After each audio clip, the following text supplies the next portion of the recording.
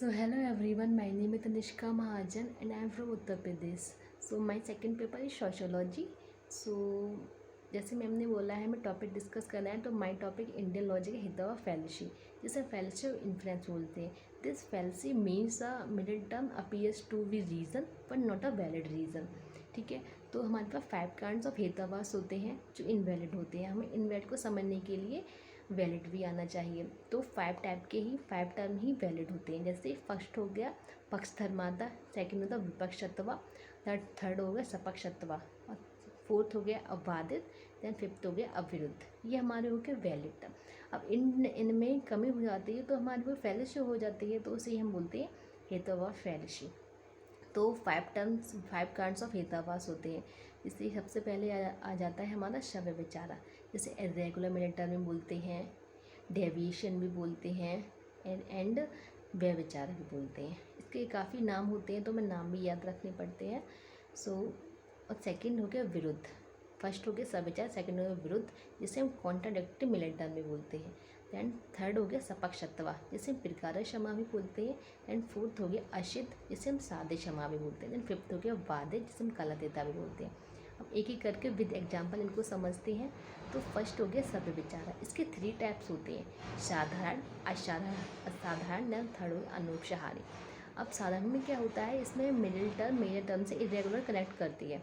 जैसे example, all bipeds are rational, swan are biped, therefore swan are rational. तो इसमें क्या होता है, मिडिल टर्म मेजर टर्म से इरेगुलर कनेक्ट कर रही है. तो हमारा ये हो गया साधारण साधारण फैलेसी हो गया. इसका फर्स्ट टर्म हो गया. एकदम सेकेंड टर्म होता है असाधारण.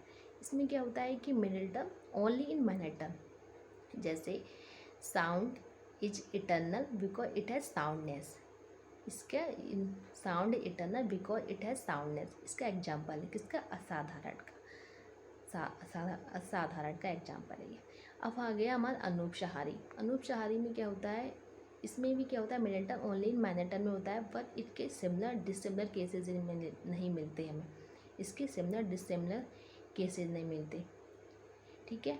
अब हमारा है कि सेकेंड फैलेसी विरुद्ध, कॉन्ट्राडिक्टिव मिडिल टर्म. इसमें क्या होता है, माइनर टर्म मेजर टर्म से कॉन्ट्राडिक्ट करती है. जैसे sound eternal because it is produced. इसे हम एग्जाम्पल से याद करते हैं फैलेसी को. मैंने भी एग्जाम्पल से याद किए, मुझे काफ़ी टाइम लगा इन्हें समझने में. तो हम इसे एग्जाम्पल में ज़्यादा फोकस करते हैं. एग्जाम्पल सेम उठ के पेपर में आते हैं. ठीक है. तो विरुद्ध समझ में आ गया. इसमें माइनर टर्म मेजर टर्म से कॉन्ट्राडिक्ट करती है. जैसे sound is eternal because it produce. ठीक है. अब हम आते हैं सत प्रतिपका, जिसे हम प्रकार क्षमा भी बोलते हैं. इसमें क्या होता है, 2 प्रीमाइसेस होती हैं, एक दूसरे से कॉन्ट्राडिक्ट करती हैं. जैसे sound is eternal because it Audible, ये हमारी होगी फर्स्ट प्रीमाइसिस. देन सेकंड बोलती है sound is not eternal because it produce like a pot. ये दूसरे से कॉन्ट्राडिक्ट कर रही हैं हमारी दोनों टर्म. तो ये होगी हमारी सत्य प्रतिपका. ठीक है. देन ये हमारी सत्य प्रतिपका फैलेसी. अब हम आती है फोर्थ वादित, जिसमें क्या होता है कि हमारी माइनर टर्म में प्रूव नहीं होती, वादित करती है. इसे हम कारकेता भी बोलते हैं. जैसे fire is cold because it has substance. Fire is cold, इसमें यही फैलेसी आ गई माइनर टर्म में. सो हमारी फोर्थ होगी वादित. देन फिफ्थ आती है हमारी फैलेसी अशित. इसके भी 3 टाइप होते हैं, आशय सिद्ध, स्वरूप सिद्ध, देन व्याप्त सिद्ध. आशय सिद्ध में क्या होता है कि हमारी माइनर टर्म ही प्रूव नहीं होती आशय सिद्ध में. जैसे स्काइलोटर इज फ्रेगनेंट, हमारी फैलेसी आ गई, यहीं आ गई स्काइलोटर फ्रेगनेंट, हमारी होगी ये आशय सिद्ध. अब स्वरूप सिद्ध में क्या होता है कि इसके हम एग्जाम्पल से याद करते हैं. जो मिडिल टर्म होता है माइनर टर्म में एब्सेंस होता है. जैसे fire, the lake is fiery because it has smoke. इसे भी हम एग्जाम्पल से याद करते हैं. अब हम आते हैं व्याप्त सिद्ध. इसमें हमें व्याप्ति गलत हो जाती है. इसका एग्जाम्पल है the red hot iron wall is a smoke because it has fire. ठीक है. अब हमारे रेड हॉट आयरन वॉल में इसमें आग होती है तो फायर तो नहीं होता है ना. तो ये हमारी 5 फैलेसी हो गई. सो इस एक बार रिवाइज करते हैं. तो फर्स्ट है सभ्य विचारा, देन सेकंड है विरुद्ध, थर्ड है सत्य प्रतिपका, देन फोर्थ है वादित, देन फिफ्थ है अशित. तो आई होप सो आपको ये फैलेसी समझ में आई हो. मुझे इसे समझ में थोड़ा टाइम लगा.